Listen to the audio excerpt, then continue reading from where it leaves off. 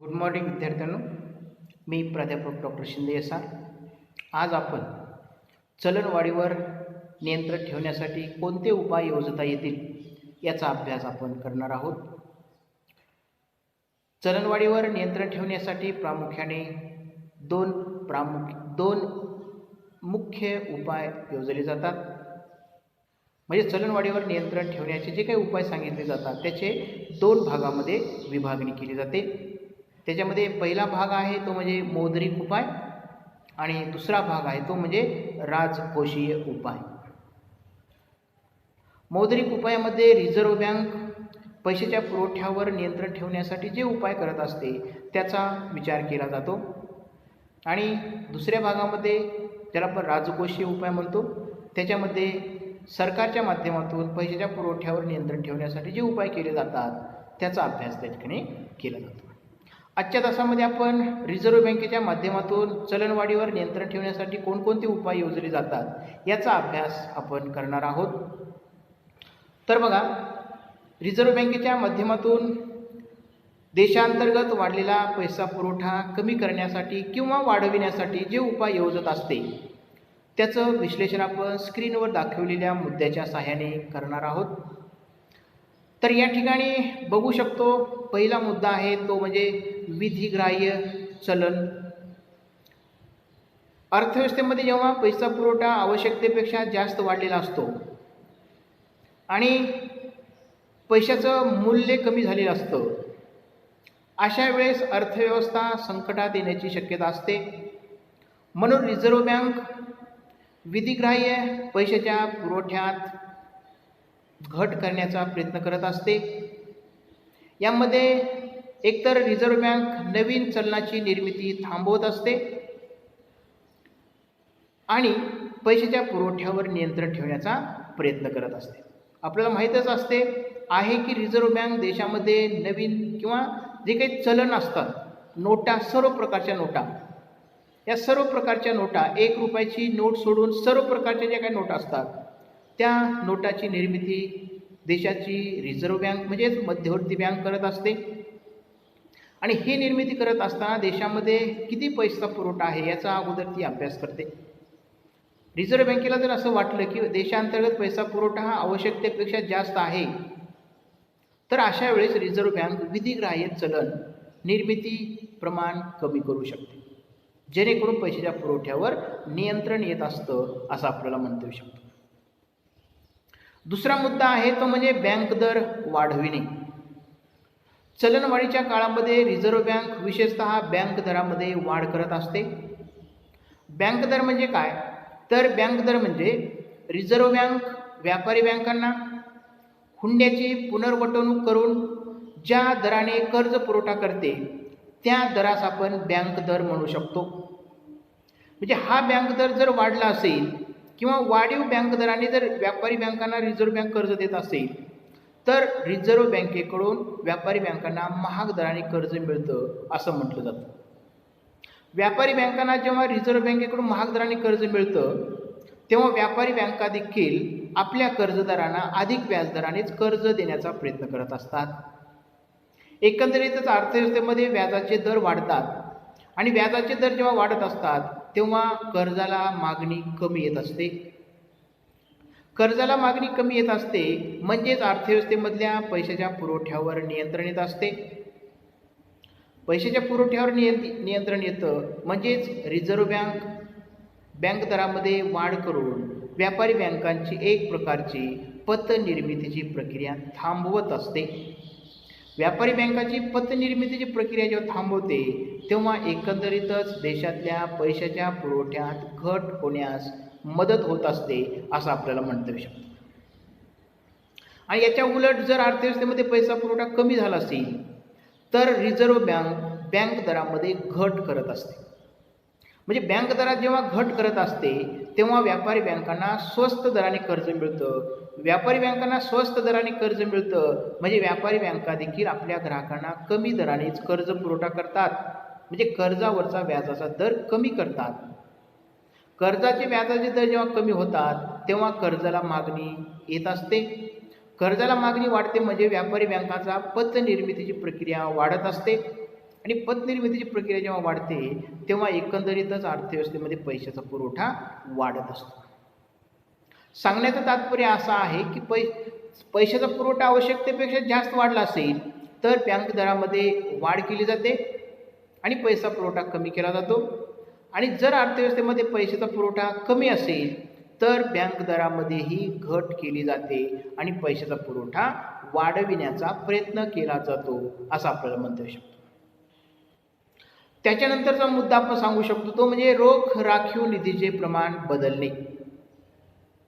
म्हणजे चलन वाढ जेव्हा झालेली असते तेव्हा रिझर्व्ह बँक रोख राखीव निधीच्या प्रमाणातही वाढ करत असते. रोख राखीव निधीचं प्रमाण म्हणजे CRR, cash reserve ratio. Cash reserve ratio मध्ये जेव्हा वाढ होत असते तेव्हा व्यापारी बँकाकडे असणारा एकूण निधी कमी होत असतो. व्यापारी बँकाकडचा निधी जेव्हा कमी होत असतो तेव्हा त्यांच्याकडून होणारी पतनिर्मिती ही कमी होत असते आणि ही पतनिर्मिती कमी होते म्हणजेच पैशाचा पुरवठा कमी होत असतो असं आपल्याला म्हणता येऊ शकतं. अर्थात रोख राखीव निधीचं प्रमाण म्हणजे व्यापारी बँकांनी त्यांच्याकडे असणाऱ्या एकूण ठेवीपैकी किंवा एकूण निधीपैकी त्यांच्याकडे एकूण जो पैसा असतो त्या एकूण पैशापैकी रिझर्व्ह बँकेमध्ये 20% रक्कम ठेवणं बंधनकारक असतं. त्या ठेवीला आपण रोख राखीव निधीचं प्रमाण म्हणू शकतो. म्हणजे हा रोख राखीव निधीचं प्रमाण वाढलं तर व्यापारी बँका त्यांच्याकडे असणाऱ्या एकूण निधीपैकी जास्तीचा भाग हा रिझर्व्ह बँकेकडे ठेवतील आणि त्याच्यामुळे व्यापारी बँकाच्या कर्ज देण्याच्या प्रक्रियेमध्ये घट होईल आणि त्याच्यामुळे एकंदरीत अर्थव्यवस्थेमध्ये पैसा पुरवठा कमी होऊ शकतो.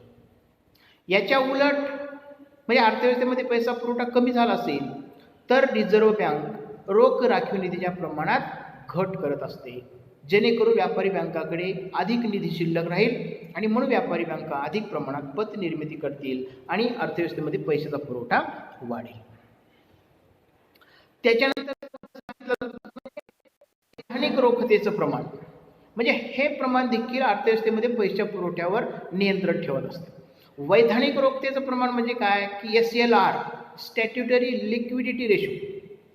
म्हणजे याचा अर्थ व्यापारी बँकाकडे असणारा जे काही सोनं असेल, मौल्यवान वस्तू असतील किंवा एकंदरीतच ज्या काही बाबी असतील या बाबी देखील रिझर्व्ह बँकेकडे ठेवणं बंधनकारक असतं.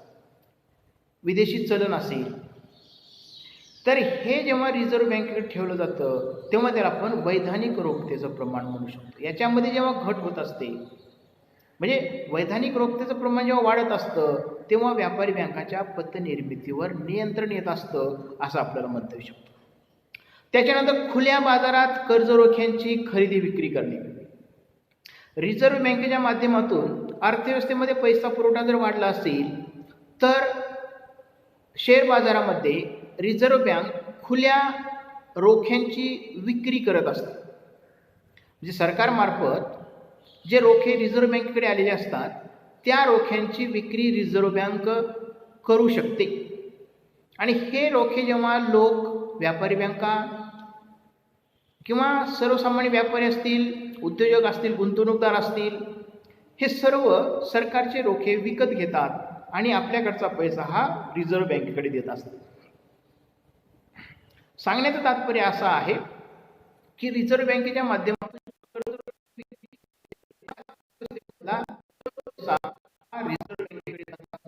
म्हणून असा सुरक्षित मानले जातात, रोखतेचे मानले जातात म्हणून लोक सरकारच्या रोख्यांना अधिक प्राधान्य देत असतात असं आपल्याला म्हणता येऊ शकतं. त्याच्यामुळे ही पैशाच्या पुरवठ्यावर नियंत्रण येतं असं आपण म्हणू शकतो. त्याच्यानंतर गुणात्मक पतनियंत्रणाचा वापर ते विशेषतः संख्यात्मक उपाय आपण म्हणू शकतो आणि हा जो उपाय आहे तो म्हणजे त्याला आपण गुणात्मक पतनियंत्रणाचा घटक म्हणू शकतो. कारण यामध्ये रिझर्व्ह बँक कर्ज आणि तारण यांचं प्रमाण कमी करू शकतं. व्यापारी बँकांना समजावणी देतं, समजावून सांगतं. एक बंधुत्वाची भावना म्हणून किंवा वडीलधारी किंवा अनुभवी म्हणून ती देशातल्या सर्व बँकांना माहिती देतं, समजावून सांगतं, अर्थव्यवस्थेचं महत्त्व पटवून देत असतं. आणि त्याच्यामुळे मग काही प्रमाणात बँका रिझर्व्ह बँकेच्या या मार्गदर्शनाचं मान ठेवून अशा पद्धतीचं धोरण आखत असतात, जेणेकरून देशातल्या पैसा पुरवठ्यावर नियंत्रण येऊ शकते. किंबहुना काही वेळेस रिझर्व्ह बँक व्यापारी बँकावर कारवाई देखील करू शकते, त्याची बदनामी देखील रिझर्व्ह बँक करू शकते, परवानगी काढू शकते. जर समजा व्यापारी बँका रिझर्व्ह बँकेचं ऐकत नसतील तर रिझर्व्ह बँकेच्या मार्गदर्शनाच्या विरुद्ध जर व्यापारी बँका कृत्य करत असतील तर त्या बँकेची रिझर्व्ह बँक परवानगी काढून घेऊ शकते, त्या बँकेना मदत करणं थांबवते आणि त्याच्यामुळे त्या बँका अडचणी देण्याची शक्यता असते. म्हणून देशातल्या सर्व बँका अशा संकटाला सामोरे जाण्यापेक्षा रिझर्व्ह बँक जी सांगेल ते ऐकण्याचा प्रयत्न करतात, जेणेकरून देशातल्या वाढलेल्या पैशा पुरवठ्यावर नियंत्रण येऊ शकतं. सांगण्याचं तात्पर्य असं आहे, चलन वाढ नियंत्रण करण्यासाठी रिझर्व्ह बँक अशा पद्धतीने संख्यात्मक साधनाचा आणि गुणात्मक साधनांचा वापर करून पैशाच्या पुरवठ्यावर नियंत्रण आणण्याचा प्रयत्न करत असते, असं आपल्याला म्हणता येऊ शकतं.